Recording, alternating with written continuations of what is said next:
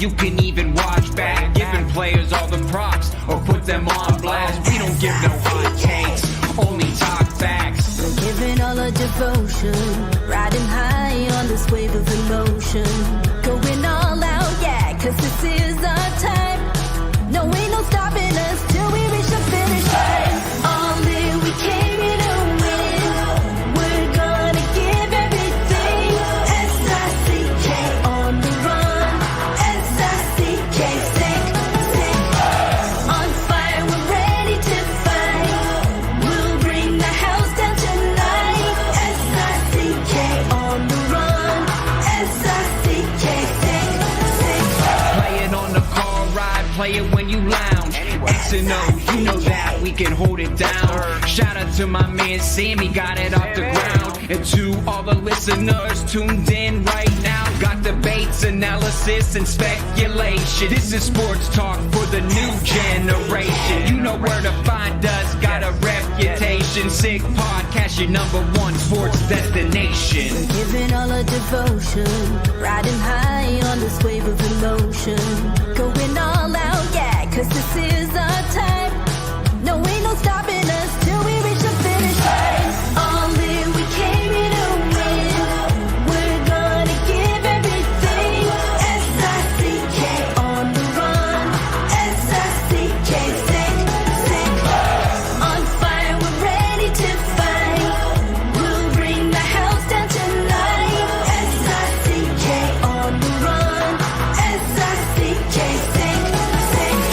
S-I-C-K, it's the sickest podcast. Tune in for the audio, or you can even watch back. Giving players all the props or put them on blast. We don't give no hot takes, only talk back. S-I-C-K, S-I-C-K, S-I-C-K, S-I-C-K, S-I-C-K, S-I-C-K. All in, we came here to win. We're gonna give everything. S-I-C-K on the run. S-I-C-K, sick. S-I-C-K, it's the sickest podcast. Tune in for the audio, or you can even watch back. Giving players all the props or put them on blast. We don't give no hot takes, only talk facts. We're giving all our devotion, riding high on this wave of emotion. Going all out, yeah, cause this is our time. No, ain't no stopping us till we reach the finish line. All in, we came here to win. We're gonna give everything. S-I-C-K on the run. S-I-C-K, sick. On fire, we're ready to fight. We'll bring the house down tonight. S-I-C-K on the run. S-I-C-K, sick. Play it on the car ride, play it when you lounge. X and O, you know that we can hold it down. Shout out to my man Sammy, got it off the ground. And to all the listeners tuned in right now, got debates, analysis, and speculation. This is sports talk for the new generation. You know where to find us, got a reputation. Sick podcast, your #1 sports destination. We're giving all our devotion, riding high on this wave of emotion. Going all out, yeah, cause this is our time. No, ain't no stopping us till we reach the finish line. All in, we came here to win. We're gonna give everything. S-I-C-K on the run. S-I-C-K, sick. On fire, we're ready to fight. We'll bring the house down tonight. S-I-C-K on the run. S-I-C-K, sick. S-I-C-K, it's the sickest podcast. Tune in for the audio, or you can even watch back. Giving players all the props or put them on blast. We don't give no hot takes, only talk back. S-I-C-K, S-I-C-K, S-I-C-K, S-I-C-K, S-I-C-K. Turn up your volume. Because you're about to listen to The Sick Podcast. With Tony Marinaro. 55 seconds left in the penalty, a minute and 27 seconds left in regulation time. Boston 4, Montreal 3. Lafleur coming out rather gingerly on the right side. He gives it into Lemaire, back to LaSmush. Oh! The sickest Montreal Canadiens podcast. You're in the ball! Sports entertainment like no other. Rejoint, on lui fait perdre la rondelle, une passe devant. Et c'est le dégagement et ce sera la victoire des Canadiens. Coupe Stanley pour les Canadiens. Leur 23e de l'histoire. You found the dogs! John, you found the dogs! He found the dogs! And all together, they worked a young team to the top. And now, a 24th Stanley Cup banner will hang from the rafters of the famous Forum in Montreal. The Canadiens win the Stanley Cup. Brought to you by Energy Transportation Group. Driven to be different. La Vida Tibi. Embrace your true nature. And Playground, your premier gaming destination. It's gonna be sick. Matt Ohayon with you on another Friday, a beautiful Friday here in Montreal. All right, let's just go right into it because we got a lot to get to on a Friday, August 23rd. Believe it or not, there's a lot to get to. So, Sick Podcast is brought to you by Energy Transportation Group. The Energy Transportation Group is a leading full-service logistics provider serving all of North America, driven to be different. Discover a world of luxury at Playground. Explore their new 30,000 square foot expansion with thrilling games, gourmet dining, and live entertainment. Located just over the Mercier Bridge, only minutes away from downtown Montreal. Playground. Experience the Strip without the trip. La Bittt Tibi has launched their new Ultra Lager, a refreshing, thirst-quenching beer, perfect for the hot summer days, with only 90 calories, 2 grams of carbs, and 4% alcohol per can. Available in a pack of 6 or 12 in grocery stores and in dépanneurs around the province of Quebec. Ultra light, ultra refreshing. And shop all your sports licensed lifestyle apparel, including hoodies, caps, and tees of your favorite teams from all major leagues at sportsbuffshop.com. Use code SICK10 for 10% off all their items. And our newest sponsor, Manta Sleep. Manta, the only mask you designed and optimized for the deepest possible sleep in any environment. 100% blackout for deeper sleep, infinitely adjustable, and for a personalized fit. Absolute comfort. Visit mantasleep.com. Use code SICKHABS for 10% off. And also, just a quick note, after the show, head on over to our Twitter page, or if you're watching on Twitter, don't refresh because we don't want to lose the views, but head on over to our Twitter page because we'll be giving away 2 pairs, or just 2 tickets to the Alouettes game on Sunday. So you're going to find on our Twitter page an Alouettes tweet. It'll stick out like a sore thumb because all we tweet about is the Habs. So there will be an Alouettes tweet, and just reply to that tweet and you have a chance to win. So check that out after the show. Okay, let's get to it because a lot happened this week. So we have my usual Friday guest. His name is Stu Cowan. He's from the Montreal Gazette and hockeyinsideout.com. Stu Cowan, how we doing? I'm doing really well. How about you? I'm doing fantastic, especially because we get weeks like this that are just so much fun in the summer. Funny because we don't have the clip to roll, but we said at the end of last week's show, hey, who knows? Maybe next week we'll be talking about a trade.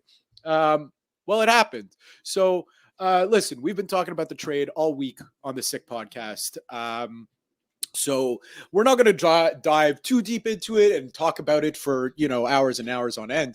But what was your initial reaction when you saw the initial tweet from Elliot Friedman that they were working on it? Because, when he tweets something like that, it's imminently happening. Well, my initial reaction was I was happy my golf game last Tuesday got rained out. I'm supposed to be golfing Tuesday afternoon. And in my last week of vacation, I was sort of just hanging around the house. I wasn't even really paying attention to social media. And my boss called and said, Jeff Wand, and he said, I know when you went on vacation, you said if the Canadiens did anything big to give you a call. They did something big. I said, what side? He said, they got Patrik Laine. I said, it was just as well it rained today. So that was my initial reaction. But I mean, I thought, as we've talked about many times in previous podcasts, I thought Kent Hughes would do something before the season started. I didn't think he was going to go into the season with the team they have. I think he felt he had to give the players on the team some hope, legitimate hope that they might have a shot at the playoffs next season, as well as the fans. And with Patrik Laine, I don't think he's enough to get them into the playoffs, but he's enough to give fans some hope. I mean, I'm still not convinced he can come in here and score 30 goals. He hasn't scored 30 goals since the 2018-19 season. He wasn't happy in Winnipeg. He wasn't happy in Columbus. He's coming out of the NHL and HLPA player assistance program with mental health issues. Hopefully everything's fine with him now. He certainly sounded fine when we spoke to him on the Zoom conference, and he looked excited about coming to Montreal. But again, this is a player who is very similar to Pierre-Luc Dubois, right? I mean, they were drafted. Dubois was the number 3 pick in 2016, and Laine was the number 2 pick that year. Both of them have been with 2 other teams they weren't happy with. Dubois wasn't happy in Columbus. He wasn't happy in Winnipeg. Then he went to LA. He thought he'd be happy there. They weren't happy with him, so they traded him to Washington. And now you've got a similar situation with Laine, who wanted out of Winnipeg and then wanted out of Columbus. It's interesting that they were traded for each other when they got rid of Laine from Winnipeg to Columbus. But I think it's something Kent Hughes had said at the end of the season that, he's not a dumb guy. He knows his team needs more forwards who can score goals if they want to have any hope of making the playoffs. And Laine has shown in the past he can score goals. But again, he hasn't scored 30 goals since the 2018-19 season. As people say about him, you'll love him when he has the puck and you'll hate him when he doesn't have the puck. He's got a career that's 58 plus minus. He's not a big defensive player, but we'll see what Marty St. Louis can do with him, because he follows in. The Canadiens have become the team of second chances or fresh starts, if you want to put it that way. You go back to Sean Monahan and look how that worked out. Kirby Dach, Alex Newhook, and now Patrik Laine. So it's the same sort of situation, and they're hoping the Canadiens, they hope their development people and their head coach can get the best out of players, and we're going to see if they can get the best out of Patrik Laine. So, the thing that I find, I won't say, because Habs fans are excited, as they should be. Yeah. As they that's part of the reason the trade was made, right? The Habs need to get some excitement in the fan base, and they did that. Yeah. So the thing that I look at when you look at Patrik Laine is, yes, he's getting paid $8.7 million to score goals. However, if you look, he had some shortened seasons in Columbus because of, various different reasons, injury amongst a couple of them. But the 2 seasons where I guess you could call them his 2 most successful seasons, they were both cut short, but he was pretty much a point per game player in those games. He didn't score 30 goals in either of those seasons, but 56 points in 56 games and 52 points in 55 games. That's nothing to sneeze at. And I think while, yes, he's not exactly used for his defensive abilities, but again, you're not going to complain about his defensive zone efforts or his defensive efforts if he's potting 30 or 40 goals, if you're a fan. And the other thing is they need the power play to be better, right? And he's still, as he said, he had that shoulder surgery, but he said he's still ripping the puck. And on the power play, he's going to help. So will Lane Hudson, right? That's 2 big additions to a Canadiens power play. Now they should have, the second power play unit was basically almost useless, right? The last few years, the first unit didn't score. It wasn't going to happen. So now they should be able to put 2 good power play units on the ice with the opportunity to score, with Laine with a chance to do that. So the Canadiens are going to give him every opportunity to score 30 goals, or as he said, he doesn't want to score 30, he wants to score 40 or 50, big number. But they're going to give him every chance. And I've heard people, sort of comparing this trade to when Marc Bergevin traded Jonathan Drouin. But it was a defenseman, Sergachev, for an offensive player, Drouin. But Sergachev was a number 9 overall draft. Yes. Jordan Harris was a third round pick, and there wasn't a spot for Jordan Harris on this team this season, I don't think. So, and Kent Hughes got a second round pick in this trade, whereas Marc Bergevin also included in a conditional second round pick going to Tampa when he acquired Jonathan Drouin. So I don't think, apart from a defenseman for a forward, I don't think there's really similarities. And also, after Bergevin got Drouin, he signed him to a 6-year contract, long-term contract. I don't think Kent Hughes makes this trade if there was more than 2 years left on Patrik Laine's contract. If there was 3 years left, I think maybe that's 1 year too many for him.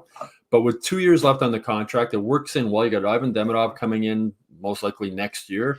You have Michael Hage. Maybe he'll be ready the year after that, after a couple of years at the University of Michigan. So this is just a stopgap thing. For the next couple of years, they bring in a forward who has shown he can score goals. And if he does score goals here, if he can score 30 goals this season and or next season, the following season, you're going to get something for him at the trade deadline if you don't want to keep him, right? That'd be a valuable asset. Mm-hmm. Maybe add yet another first-round pick moving forward. So, the column I wrote after the trade, sometimes in life and in hockey, you have to take a risk. And Kent Hughes took a risk in bringing in Laine, but it's not a huge risk. They have the salary cap money. He does become the highest paid player on the Canadiens ahead of Nick Suzuki. And during the Zoom conference, I asked Hughes if that was any concern to him. And he said it wasn't, because he didn't negotiate Laine's contract. It's not like he gave him that money. Mm-hmm. And there's only 2 years left on it. And, the reaction from the players seems to be they're thrilled to have him coming in because it gives them some hope. As we've said several times, if they can't get more goals out of the forward position, and if the power play isn't better, they have no hope in hell of making the playoffs. Now there's a slight hope. Again, I don't know. I don't think Laine's enough. I'm also not certain that Kent Hughes is done yet as far as making deals before the season starts. So we'll see moving forward. But no, I'm excited to see Laine play with the Canadiens. It'll be fun to watch with that shot. It'll be interesting to see how he can do. But there's a lot of red flags there, as I mentioned in the column I wrote afterwards. But Kent Hughes, they do their homework. I think in a previous podcast when we were talking about it, I said, if the Canadiens make this trade, Kent Hughes will have done his homework on it.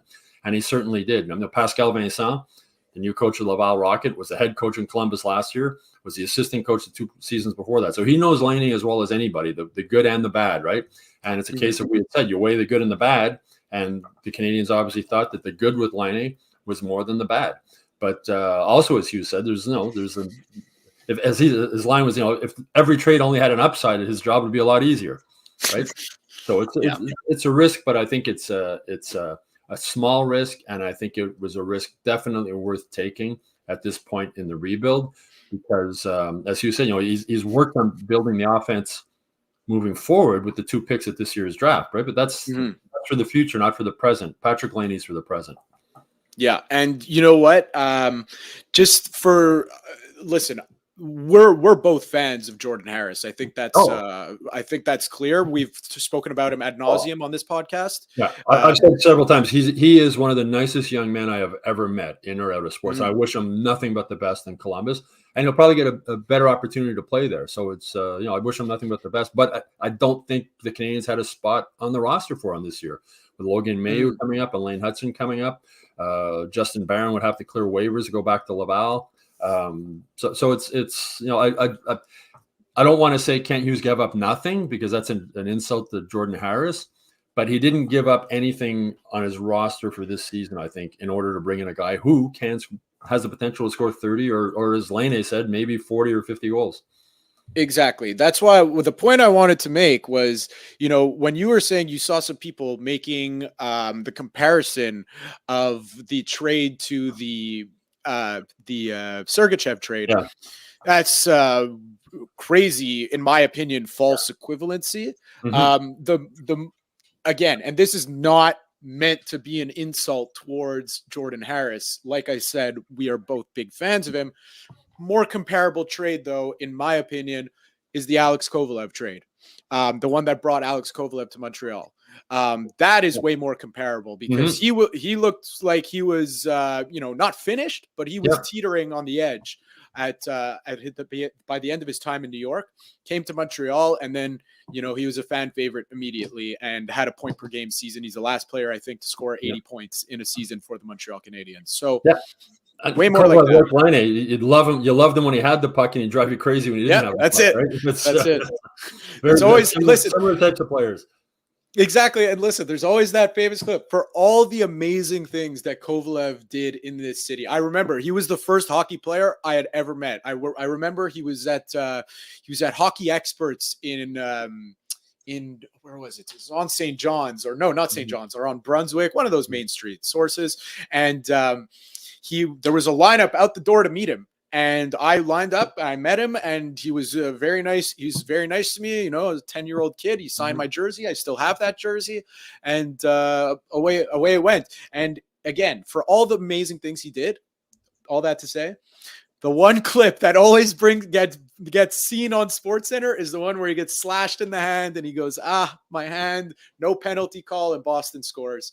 And that was that. You know who was really upset about that? Sheldon Souray.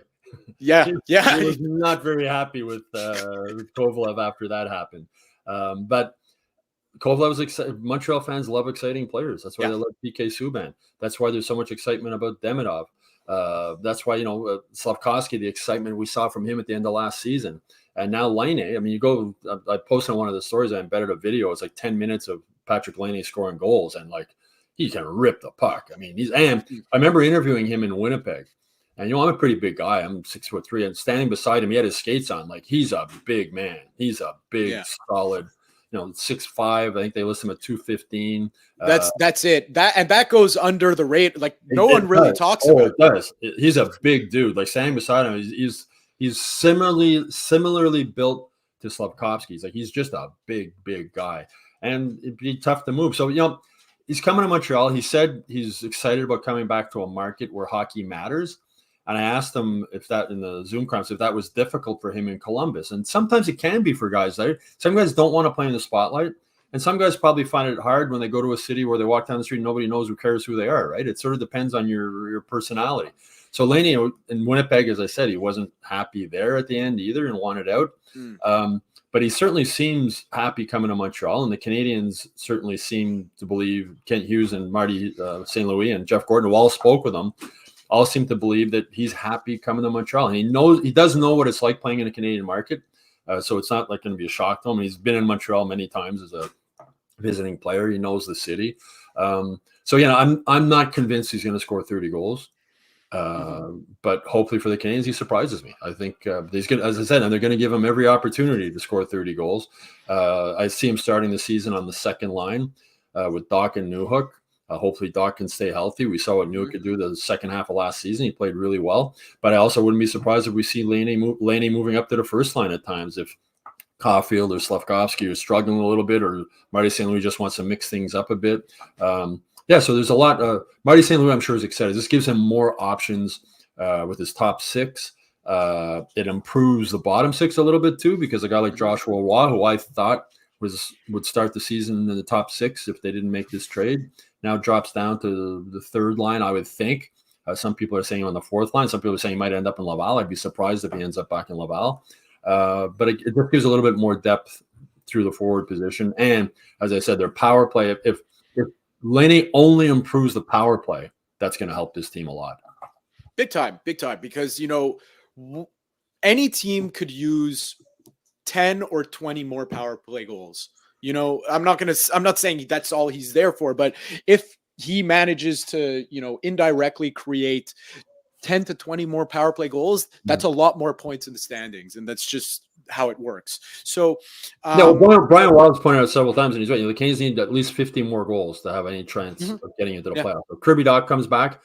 You hope he can score 20. You hope he can stay healthy. First, he has to prove he can stay healthy. If Laine can score 25 goals, that's 45 goals. If Joshua Roy can score some goals, now you're starting to look, okay, maybe you're going to get that extra 50 or 60 goals that might get them into a playoff spot. Or at least, even if they don't make the playoffs this year, I don't think Canadians fans will be upset.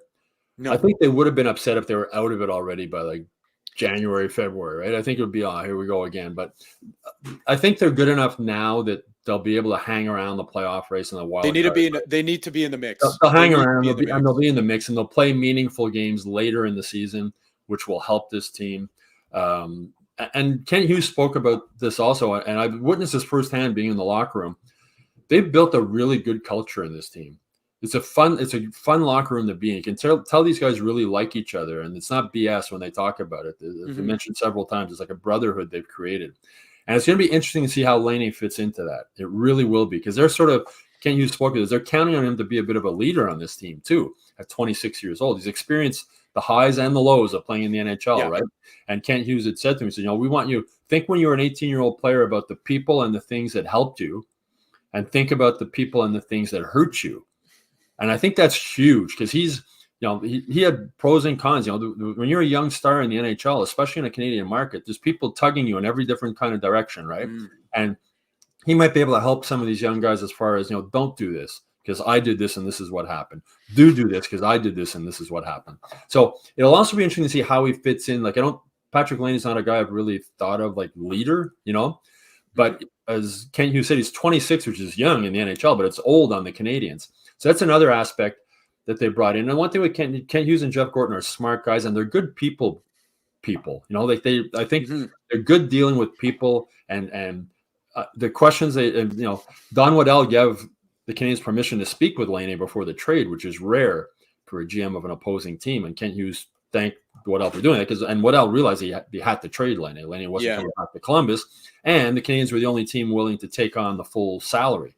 The other teams interested wanted Columbus to eat half of it. So I have faith in Kent Hughes and Jeff Gorton and Marty St. They've done their homework, and they truly believe that Patrik Laine can fit into this locker room and be a positive impact on this team. And we'll see if he is. I mean, I'm not 100% sold on it, but we'll see if it works out. Well, that's the thing. The potential is there. The potential is definitely there. It's exciting. The last thing I'll say on Patrik Laine before we move on is we're talking about the side of, Kent Hughes and the motivators on that side. But the internal motivator for Patrik Laine is he has to, he knows. I'm not going to say this is his last dance, but not many teams will come a-calling if he falls flat on his face here. Exactly. He's got to know that. Like Pierre Dubois. I mean, the trade they got for Washington, Darcy Kemper for him, right? It's 1 year in LA, you wore out his welcome. Like, it didn't take long, right? And luckily, LA, the deal they signed with him, the no trade clause didn't kick in until July 1st or whatever it was. So they were able to trade him. Smart on LA to work that part into the deal. And again, with the Canadiens, there's only 2 years left on this contract.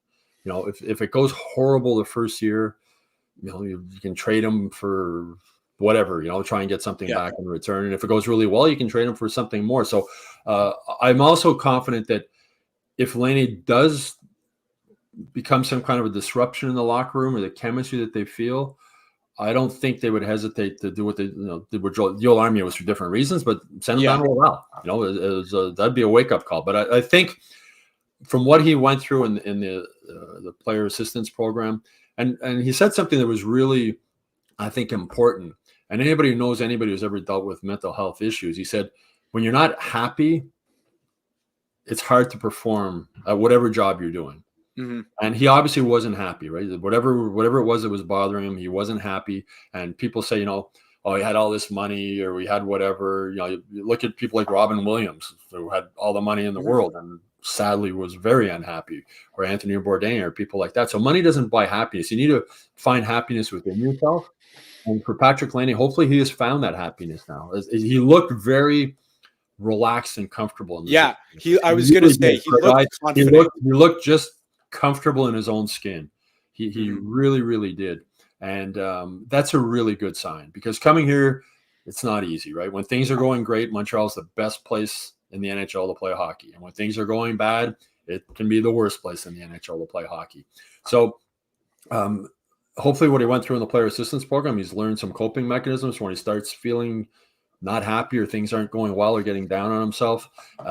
He hasn't played a game since last December when he injured his shoulder. So he's had a lot of time, right? And him and his fiance started a program, a reach program where people who are having mental health issues can reach out and share their stories, which I think is a really smart, great thing for him and his fiance to have done and help other people. I'm sure it'll also help them. So, I wish Jordan Harris all the best in Columbus. I hope everything works out well for him there. As I said, one of the nicest young men I've ever met. And I hope everything works out in Montreal for Patrik Laine. I hope he proves me wrong and he does score 40 goals this season for the Canadiens and really help them, because it's nice to see people given a second chance or a fresh start succeed. And the Canadiens have shown in the past, they've been, as I said, Sean Monahan, look at that.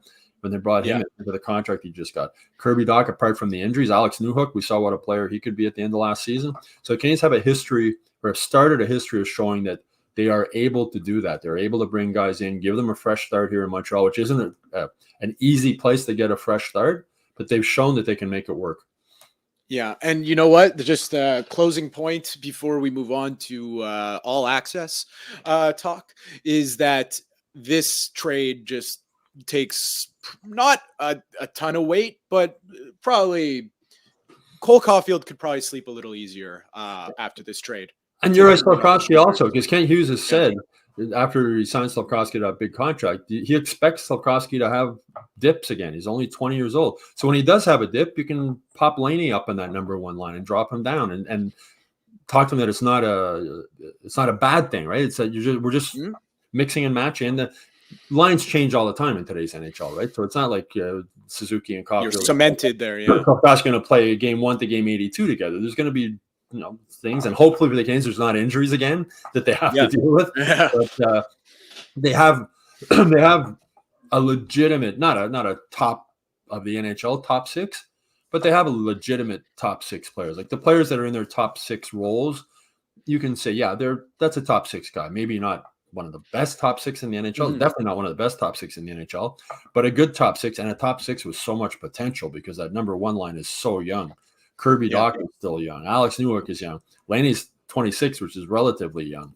So it's and again, it also opens up a spot on the blue line for another defenseman. Lane Hudson, I'd be shocked. He's going to start the season in Montreal. Yeah, he has to. Logan Mailloux, as I said, maybe there's still another deal to make. Maybe they move Justin Barron. I don't know. Salary cap wise, it would be hard to fit in a guy like a Trevor Zegras or people that other people have been talking about. But you never know. And Kent Hughes, as I said, he made this trade and he didn't really give up anything. And he added a second-round pick. So asset management, right? They have 2 first-round picks and 2 second-round picks next year. And the year after that, they have 1 first-round pick and 2 second-round picks. That's not only how you rebuild a team, that's how you keep a team being good. By rebuilding and not dealing away all your draft picks so that you have an empty cupboard moving forward, like what we've seen that Kyle Dubas has done, right? And where he's been. So Kent Hughes is a smart guy. And the other thing he brought up that I found really interesting in that Zoom conference, and I give credit to Jeff Molson. I've been hard on Jeff Molson in the past, but I give credit to Jeff Molson for agreeing to this rebuild and doesn't matter, do this full rebuild. And Kent Hughes had an interesting thing to say. When he's talking about Jeff Molson, he said this culture they're building starts right from the top with Jeff Molson. He said that anytime the Canadians trade a player, Jeff Molson calls him and talks to him and thanks him for his time in Montreal. And the same for any player coming in. And as Kent Hughes said during his long time as a player agent, he says, not a lot of the players I represented ever experienced that. They never had an owner after they were traded call them just to thank them for their time and appreciate what we did for you and whatnot. And he's done that again with Jordan Harris, I'm sure. So it's sort of, that's how you build a culture where people want to come and play with you, right? You're not just long gone. This is different than Marc Bergevin. If you want loyalty, buy a dog, right? And you know what it is? I think Jeff Molson learned, to his credit, he learned from the way Marc Bergevin treated people and handled people that it's in today. It might have worked in Marc Bergevin's days in the NHL, right? Yeah. But this is a different time and different generation and different young players, and you have to adjust and deal with the younger generation of players. And Kent Hughes has had to do that because you're not going to be a successful player agent if you can't do that. And it seems to have rubbed off throughout the organization, including moving up to the top to Jeff Molson. Well, you know what? It's a lot of just, you can't be a place that people want to go to just because you are the Montreal Canadiens. Yes. You're not that big. You're in the NHL, you're massive, but you're not Real Madrid level. Like, hey, come here and you're automatic to win all these championships. That's not how it is. No. So you need to, ground yourself. You're the massive organization. You're top 3 biggest in the NHL, but you still need to ground yourself. Your history and your name can't carry you. It can only carry you so far. No, and you look at the way it ended here for Andrei Markov, right? I mean, he, after the 1 year in Russia, he wanted to come back and play with Montreal. Yeah. He wanted to finish his career here, and Marc Bergevin was basically like, screw you. You look how it ended with Pacioretty. You look Radulov. You look PK. You look all these guys. And players around the league talk, and people, they have friends in other teams, and the teams around, they see, when Marc Bergevin said you want loyalty, get a dog, every player in the NHL hears that and sees that. It's like, with the Mike Babcock situation when he was in Columbus and in Toronto, players talk about that, right? And that's when Babcock arrived in Columbus, there was like, watch out for this guy type of thing. And look what happened with Babcock in Columbus. So I think it's a case of the Canadians, it's tough to get free agents to come to Montreal, which is why like these trades like Laine and Dach and that makes sense because it's getting guys here. But while you're doing that, you're building a culture where when the time comes in this rebuild where you want free agents, that they'll call their friends or their agents. What's it like in Montreal? You're going to love playing. Well, Patrik Laine said you're going to love playing for Marty St. Louis. They treat you well. Look at the way Ken Hughes treated Jeff Petrie. Look at the way they treated Jake Allen. Look at like night and day difference, right? I remember John Scott when the Canadians acquired John Scott in that ridiculous trade and then shipped them off to St. John's while his wife was pregnant. It's you don't treat people that way, and that gets heard around the NHL. And for the Canadians, as much of this rebuild is on the ice, a lot of this rebuild is just off the ice and the way they treat people. And Ken Hughes spoke about that too when they talk with people. Here are our expectations of you. And if you fulfill these expectations, here is how we are going to treat you. This is how we are going to treat you. But in return for us treating you this way, we expect this from you. And I'm sure that's the exact conversation that they had with Patrik Laine. We are willing to do this and this and this and this for you. In return, you have to do this for us. You have to be a leader. You can't be a bad influence. You have to show up. You have to show up. You have to, as you're saying, without the puck, you have to put in more of an effort defensively. You have to listen to what Marty St. Louis is talking about systems and make an effort. And in return for that, we are going to, we were willing to give you this fresh start. And no other team was willing to take on that whole contract. We were. That's how much we want you here. So in return for that, you've got to pay us back in a way. And as I said, and hopefully Laine is able to do that for the Canadians. So let's move on because listen, they sent out the tweet earlier in the week, and then it came out the draft all access, the all access pass from the Montreal Canadiens inside the war room. Did you have a chance to? I haven't had a chance to watch. I've just seen clips yet. It's really good. Yeah. It's good. I'm not surprised I think first of all, it's exactly, it's just, they can't do this, but I wish they could, is, when they're talking, there's a scene, they're comparing two players. They're comparing Ivan Demidov with someone else. And whenever they mention that player's first name, they bleep it out.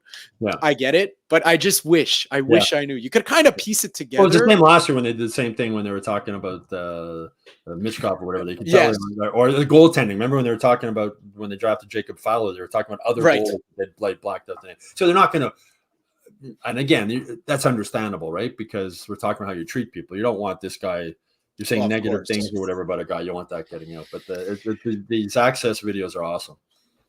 And it's just, so I think, me personally, just based off of the way they were talking, because Ivan Demidov is listed as a right wing, but he has experience playing center. They've spoken about him playing center.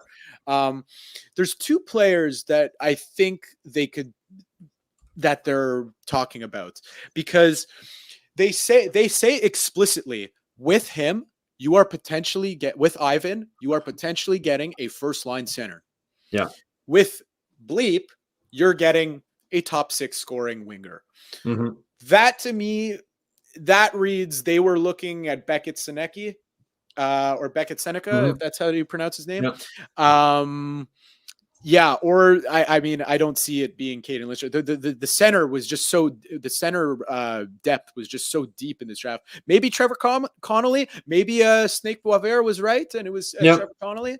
But the thing with Demidov too. I mean, he's listed as a right winger. He shoots left though, right? Which is common now. Guys playing on their offside. So yeah, I mean, he's a guy that can move around, which is really important with Marty St. Louis and his line. That we were talking before about juggling lines and whatnot. If you can play this guy on the right wing, if you can play him at center, if you can move him to the left side, it gives you just more and more options moving forward. And he has shown he can score goals, right? And they need guys who can score goals. You want to talk confidence? Oh yeah, at the draft when he could have flipped, when he just walked up, he's one of those guys that even if you didn't know who he was, and this is just judging on the brief video clips, when he walks into a room, you sort of go, "Who's that guy?" Or if he walks by you on the street, you're just going to give a. Just has that presence. He just says that presence, and he just looks like a hockey player. He just looks like a hockey player when you see him. When you see him walking by, and he's a physically mature guy already. I mean, he's 6'1", 192 pounds. They have him listed at. Slafkovsky was a man already, Cole Caulfield wasn't, as we've said several times. And I saw Cole Caulfield the draft in Vancouver when they selected, I was like, oh my God, this kid's going to get killed. He's filled out since then. So with Demidov, he's not lacking confidence, and neither was Burakovsky, right? And and I think it's hard to play in this market if your confidence is weak. If and it's hard to play here if you don't have, PK Subban was the ultimate confidence guy, right? And loved the spotlight, ate up the spotlight. The bigger the game, the better he played. Patrick Roy, the same way. Guys who love the spotlight. The bigger the game, the better they play. So Demidov, hopefully for the Canadiens, he can be that type of guy. My favorite moment, Demidov moment, spoiler alert for anyone who hasn't seen it in this thing. It's they're just having a conversation. They explain their process of how these meetings go. So they say we just take care of some housekeeping things. We ask them about their family, and then we what they like to do outside of hockey. Then we transition into hockey. They said they were asking him, you're going to play with, you could play with Lane Hutson. You could play, Uri Slavkovsky. He goes, yeah, I played against Slavkovsky in the Ivan Holinka tournament. I won. And then they all bursted out laughing. That was very funny. That's a young kid. That's an 18-year-old kid with confidence like that. And there's nothing wrong with that. Lane, Jacob Fowler, interviewing him at the development camp, he's full of confidence. There's a difference between being arrogant and being confident, right?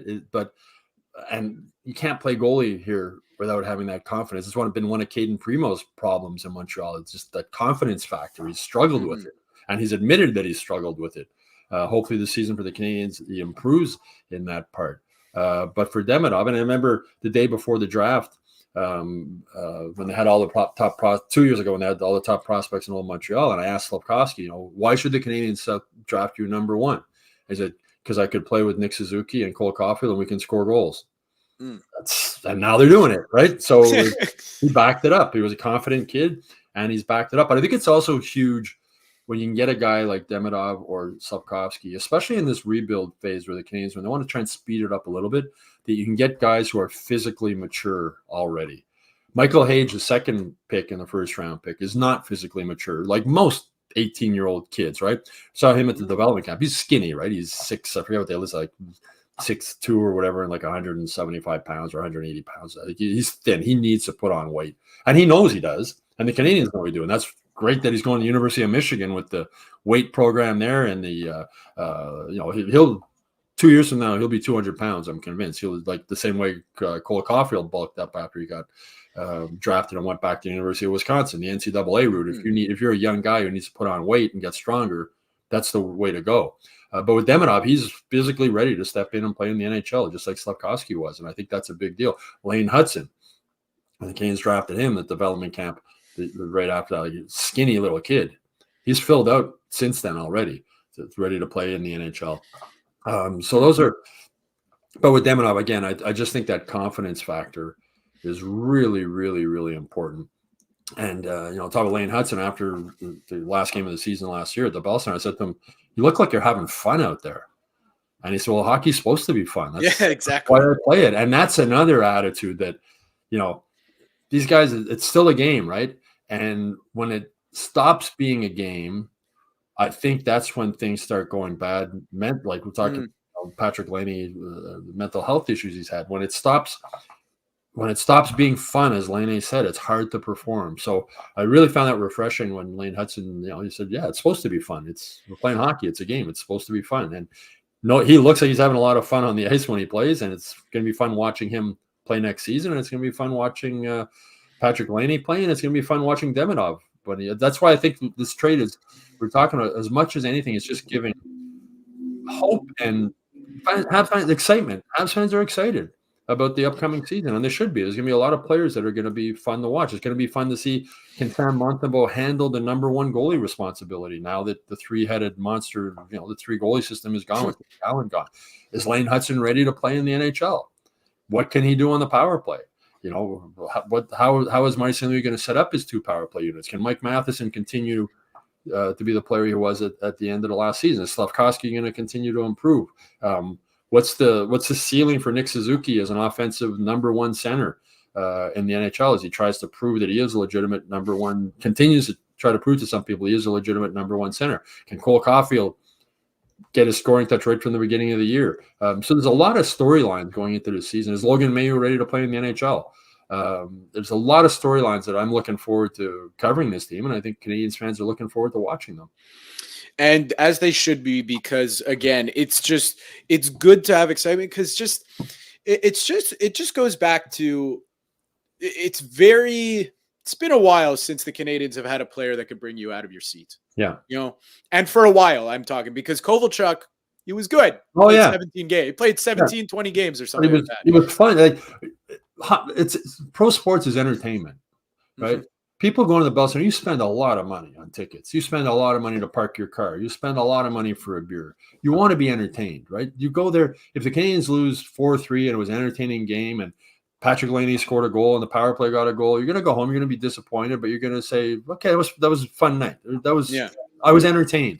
There was too many years, not nights, too many years where the Canadiens were just boring to watch and dreadful to watch. I remember like joking in the press box, "Oh, thank God I'm getting paid to watch this. This is dreadful hockey."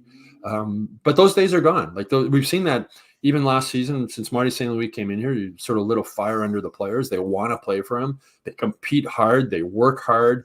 They've been fun to watch. And now that they're adding more talent, they're going to be more fun to watch. As I said, I still don't think Patrik Laine is enough to get them into the playoffs. But I think he's enough to give them, as I've said, play meaningful games later and just be fun to watch.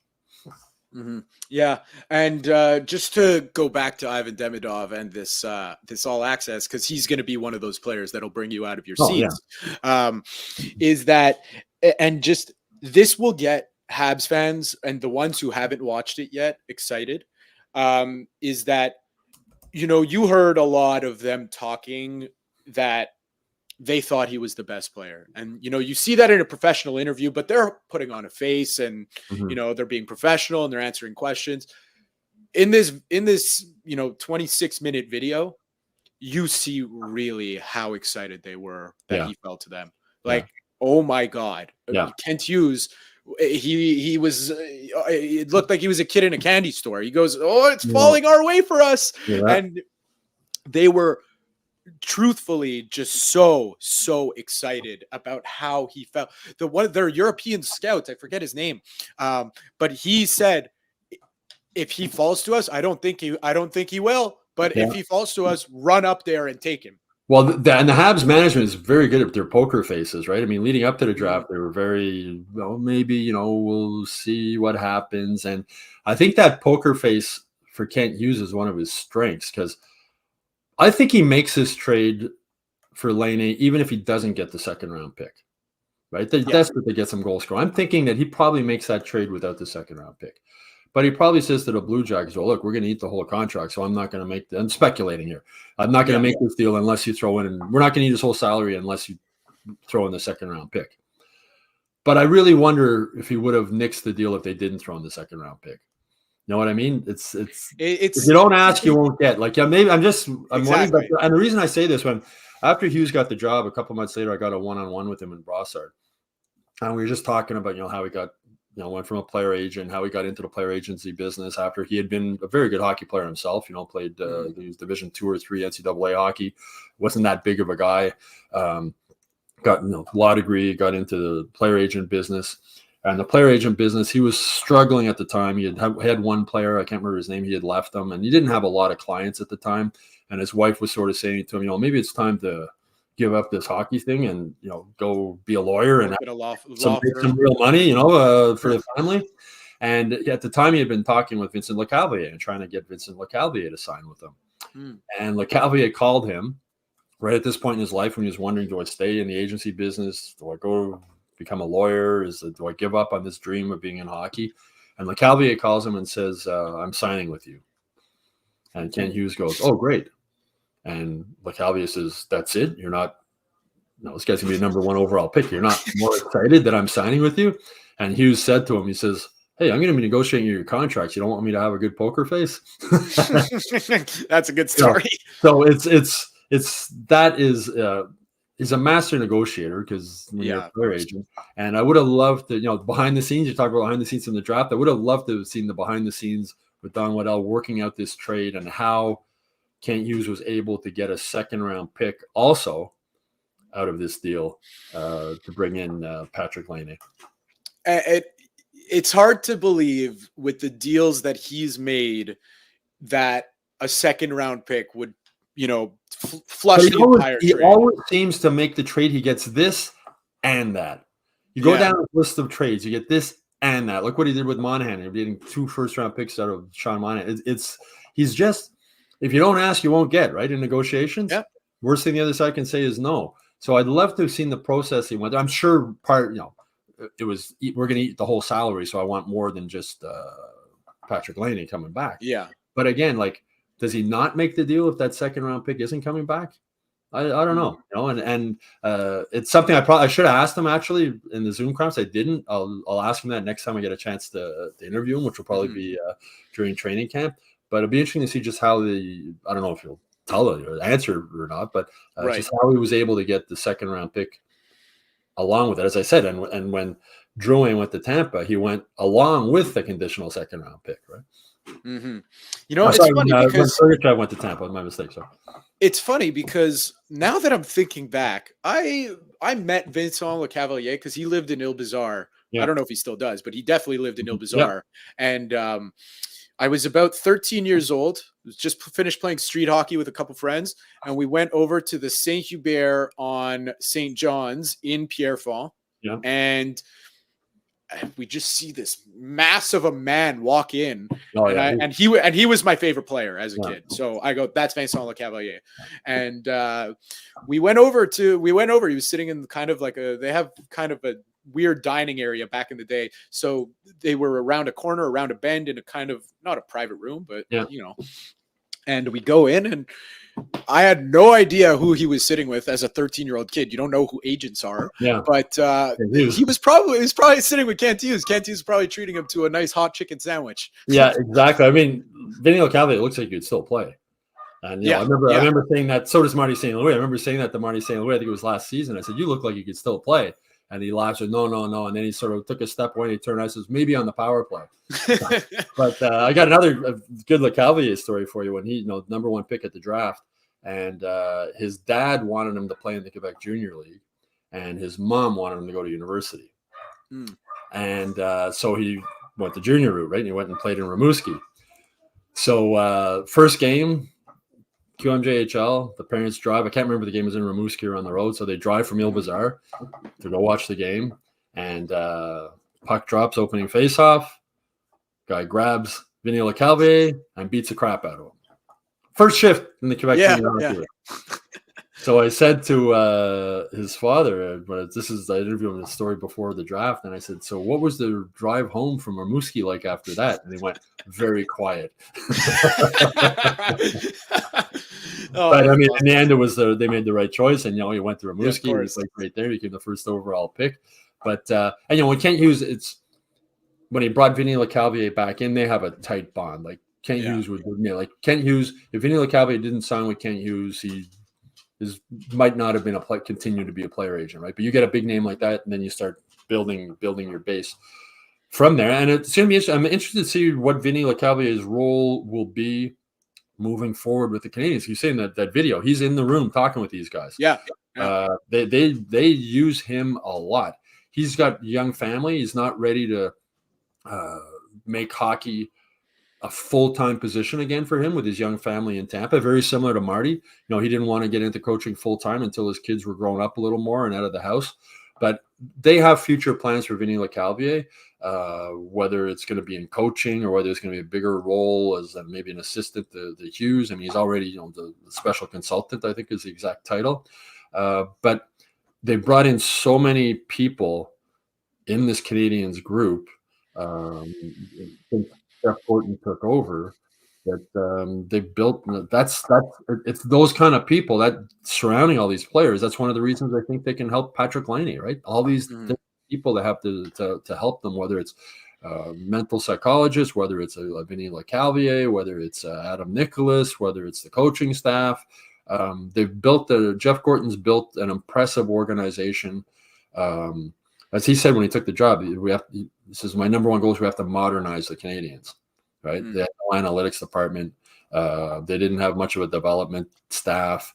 And in a very short period of time, Kent Hughes gets most of the credit, right? Everybody talks about his trades, but Jeff Gorton's still the top hockey guy, right? And I think Jeff Gorton deserves a lot of credit, or a lot more credit than he seems to be getting for what the Canadians have been able to do so far in this rebuilding process. You know what? I think it's apparent how much he does in that video, in that documentary, whatever you want to call it. It's very apparent because there's you see him, and you mentioned at the beginning of the podcast that him and Kent Hughes are very good with people. Yes. And that comes across big time in the video. They don't want yes guys around them. They do not want yes guys. I remember when talk about Jacob Fowler. I can't remember the scout's name that was really pushing Jacob Fowler hard. And Vincent Riando, the goalie consultant for the Canes, was sort of suggesting another guy, but they were going at it pretty good, like arguing back and forth. And at the end of their debate, a debate. And at the end of it, Jeff Gorton patted the scout on the back and says, "Boy, you're a little fire in the belly there today." And that's, any good business, any good top, you don't want to surround yourself with yes men. And the Canadians have not done that. Like, they have a lot of different viewpoints, brought in a lot of different people. And it's an environment where you're not afraid to say something opposite of what Jeff Gorton believes or what Kent Hughes believes. Vinny LeCalvier has known Kent Hughes since he was 18 years old or 17, probably younger than that, probably 15 or 16 years old. They have a relationship together. Jeff Gorton and Kent Hughes are friends. Kent Hughes and Marty St. Louis are friends. They have an environment where you're not afraid to speak your mind and you're not afraid to disagree with the top guy. But at the end of the day, Jeff Gorton is the top hockey guy, right? I mean, he's the guy who goes, okay, we're going to get Patrik Laine. After Kent Hughes and everybody else has done their homework, he's still and I think that was a really smart hire by Jeff Molson. He took a lot of heat, unilingual American running the Canadians. That seems to have died down. You don't hear a lot of talk about that anymore, right? Well, it's also he's not the face of the operation. Kent Hughes is the face. Kent Hughes is the face, and Kent Hughes is the bilingual voice of the management team, right? And for a guy who lived in Boston for as many years as he did, even though he went to French school here when he was a kid, his French is so good. It's better than mine. Yes, I work at a French bank. For a guy who, another sort of funny story I'll tell you. I don't know if I've shared this one before. When I had that one-on-one with Hughes after he got the job, and I don't know if you remember that first press conference he had at the Bell Center, and they had him at center ice. I think it's back when COVID rules were still like, he was at center ice on a stage, and the media were all in the stands and sort of spread out. And he came out, and the big question then, especially from French media, was, how good is this guy's French going to be? That was one of the big questions. And when he started, he had a paper with him with some notes. And when he started, he was sort of stumbling a little bit. And like his French was sort of okay, and like he was losing track. But then once they started taking questions, he was great. And I remember asking him about that when I did the one-on-one. I said, "Were you just nervous at first when you came out there? That your French might not be good enough?" He says, "No." He says, "I had my notes, but he said put them too far ahead of me, and I couldn't really read them, and I knew all these cameras are flashing and everything, and I was like, do I pull it closer?" And but it's just another case of he's good. He's honest he's as honest as he can be with the media. Like, for him to admit that, like, I put my paper too far away. I had to pull it closer to figure out reading it. But he's the face. Him and Marty St. Louis is the face of the Canadians. Sure. Right now. Kent Hughes is the management face. So you don't see Jeff Molson very much anymore. I imagine we'll speak to him at the golf tournament next month in Laval-sur-le-Lac, and then we don't talk to him again, right? He's Jeff Molson. The other thing Jeff Molson has done, which is admirable, is he's taken a step back, right, and let these guys run the show. But again, Jeff Gorton is the top hockey guy in this organization, and he's done. No, he had a lot on his plate when he came in here. As he said, he had to modernize. There's still some bad contracts that they're stuck with, but he has really done a great job of building this organization. I still wonder, like, it looks, they haven't added another coach to replace Alex Burrows, which I'm sort of surprised at. I still think they could use a more experienced coaching voice behind the bench to help Marty St. Louis out. But they seem to have faith. If they were going to hire another coach, I think they would have done it by now.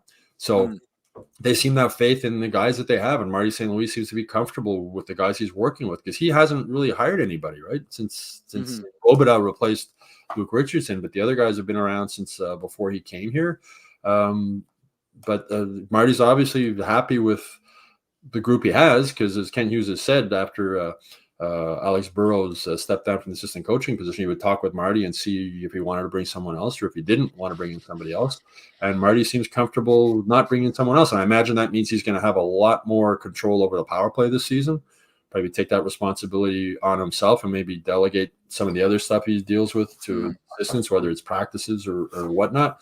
But I've said many times, you can disagree with some of the decisions that Kent Hughes and Jeff Gorton make, but when they explain them to you, you can understand why they did it. Like, you understand why they went and got Patrik Laine, right? They wanted to give this team, show the players that, you guys have worked hard enough. You deserve a chance, that we're going to take a risk and bring in a guy who can really help you guys moving forward.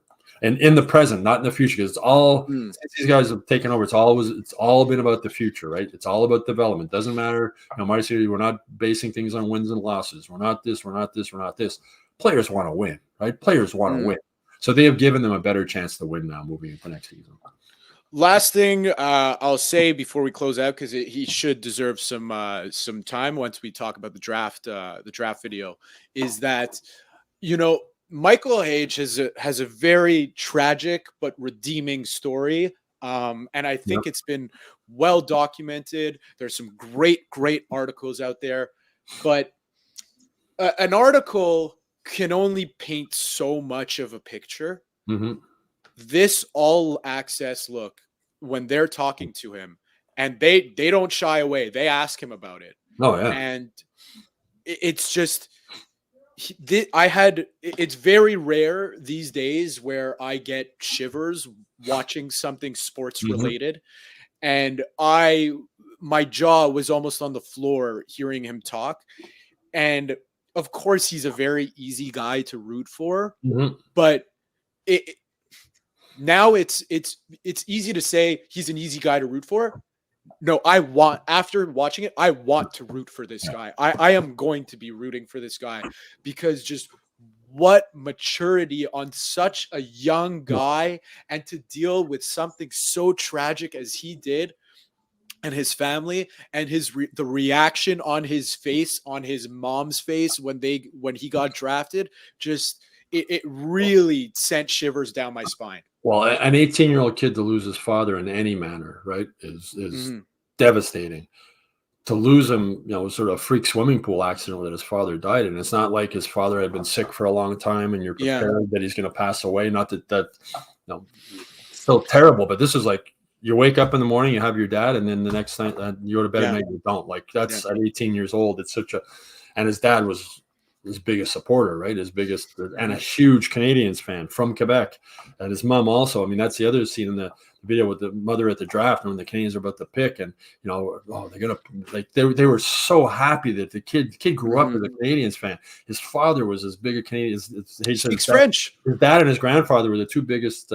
His grandmother still lives in Nuns Island here in Montreal. I'm saying, the biggest Habs fans ever, like his dad, to have seen him get drafted by the Montreal Canadiens, and interviewing him at the development camp, just a really nice, intelligent. A lot like Jordan Harris. He reminded me a lot of Jordan Harris. Just a really smart, thoughtful young man. And for what he went through, and hockey-wise, he stood out at the development camp. He's a really skilled offensive hockey player. He's really, as I mentioned earlier, he's got to bulk up, and he will, I'm sure, at the University of Michigan. He's probably a couple of years away from joining the Canadians. But yeah, I mean, stories like that, how do you not root for a kid like that, right? There's so many story angles there. Parents from Quebec. His French is very, very good. Coming here and everything he went through. He also had I think it was a shoulder injury, if I'm not mistaken, a serious shoulder injury. It's a great story. And to get the behind the scenes look at it brings it more to the forefront and makes you want to cheer for many more. And I think, I've mentioned before in previous podcasts, Chantal Maccabi, when she took over her job with the Canadians, like they want fans to know these stories because they want fans to love these players. They realize it's more about than just what they do on the ice. It's their off ice stories. And boy, what an off ice story this is for this kid. And you're right, you're rooting for him, you're rooting for his family. Same as the Jackeye brothers, right? There was the mother posted a picture the other day about the boys got together and bought their father the car he always wanted, some fancy Mercedes Benz or something. I mean, the dad's a welder at a factory in Hamilton that builds trains, and the mother changes tires at a garage in Costco in Hamilton. It's like, what a story. Both boys make it to the NHL. Both boys with the Canadians. Both boys recently, they have contracts that are giving them millions of dollars. So it's these are the stories that make fans want to cheer for players even more so. For myself, like I've said this, people saying, what's your favorite team? I honestly don't have a favorite team in any sport. Like as a kid, I was a Dallas Cowboys fan, Roger Staubach in those days. Now but I cheer for players. Like there's cheer for people. Like a Nate Thompson when he was with the Canadians. Like you want to see a guy like that do well. Philip Deneau is another player that I really had a lot of respect for. You want to see him do well. Brendan Gallagher, I want to see him do well. There's guys like that you get to know a little bit, and they have great stories, and you respect them for different reasons. And Michael Hage is a guy I want to see him do well. You want to see these guys do well. Yeah. And last thing on just quickly on Arbor Jackeye. Funny, I have a very, very good friend of mine. He's from New Hampshire. Now he lives in Boston. Yeah. Big Bruins fan. And he gives it to me about the Habs all the time. And I told him, I said, you got to dial it back a little bit. We got two, and he's Albanian. And I said, you got to dial it back a bit because we got two Albanian brothers on the in the Montreal Canadiens organization that happen to be pretty tough customers. So when they beat the crap out of some Boston Bruins down the line, you're gonna be singing a little bit of a different tune. Well, Jack Arbor was on that Spit and Chicklets podcast earlier this week, and he's talking about his brother and saying he's training. He says, a beast, man. And he says, he had to fight me growing up as a kid. So he's pretty tough. Yeah.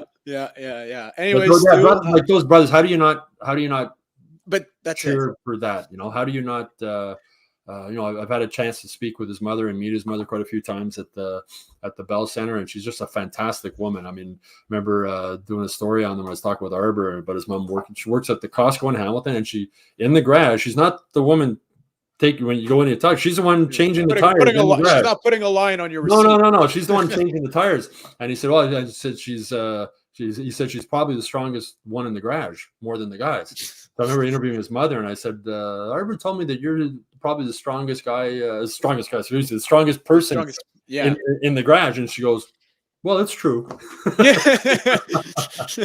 And that's where, I mean, she is their mother is still a fitness fanatic. She works out all day. She's I've met her a few times. She's a tall woman. She's close to 6 foot. She looks like she could be a swimmer or a volleyball player, but she's still very, very much into working out and health-wise and diet. She cooked, like when Arbor was coming up, she cooked all the meals for the boys to make sure they were having a proper diet moving along. Just a hard-working, blue-collar family from Hamilton. Both parents were immigrants, came to Canada hoping to have a better life. They met each other in Hamilton, fell in love in Hamilton. 2 boys, both of them. Like, how do you not root for guys like that, right? That's what they say about Hamilton. It's the city of love. Hamilton and Paris, neck and neck. Yeah, exactly, neck and neck. I don't know which is more romantic. Yeah, go to a Tiger Cats game or go to the Eiffel Tower. Go to the propose in front of the Eiffel Tower. Tie your shoe in front of the Eiffel Tower. Tie your shoe in front of the donut box. Who knows? Yeah, well, Arbor told me a couple of years ago that his goal was to make enough money in the NHL so his parents could retire. So they haven't reached that point yet. But to reach the point that their dad has the dream car now. So I'm looking forward to talking to his dad and asking him if his wife is not going to change the tires on his car when he brings it into the garage. Awesome. What a story. Stu, thank you very much. As usual, enjoy your weekend. And, hey, enjoy this Nice, cool, Yeah. easy weather. Well, Oh, this morning I got up and I was like, what's that big bright thing up in the sky? I haven't seen that in a while. exactly. It's been raining for a couple of days, but it's nice out. You know, I went for my run this morning, 17 degrees when I stepped out of the front door. Oh, it was amazing. September weather I love September. And September means Canadians golf tournament, preseason hockey starting. We're almost there. We're almost there. We're not that far away. Next Monday is Labor Day. It's crazy. Yeah, I know. The golf tournament is September 16th, if I'm not mistaken. That's the Monday. And then we start going. We'll have a lot more stuff. Thanks to Ken Hughes for making that trade last week to give us something more to talk about this week. But as I said, again, I wouldn't be shocked if he does something else before the season starts, but we'll see. I'll say this. I wouldn't be shocked either, but I'll be shocked if we're talking about another trade next week. That I'll say. Yeah. If it happened that fast. Yeah. Stu, thank you very much. Enjoy the weekend. All right, you too. Enjoy your weekends. And just one quick note, just a reminder, we have an Alouettes ticket giveaway on our Twitter page. So go over to the Twitter page. There's going to be a tweet about the Alouettes. Again, it'll stick out like a sore thumb because we just talk hockey on this page. So go to the Twitter page, find that tweet, reply to that tweet, and you will have a chance to win yourself a pair of Alouettes tickets for this Sunday's game. The giveaway is brought to you by Sir Winston Churchill's Pub. Thank you very much for everyone who tuned in. Have a great weekend. And that's a wrap. Hope you don't miss us too much until next time. Follow The Sick Podcast with Tony Marinaro on YouTube, Instagram, Facebook, Google Play, and Apple Podcasts. The Sick Podcast is brought to you by Energy Transportation Group, driven to be different. LaBita.tb, embrace your true nature. And Playground, your premier gaming destination.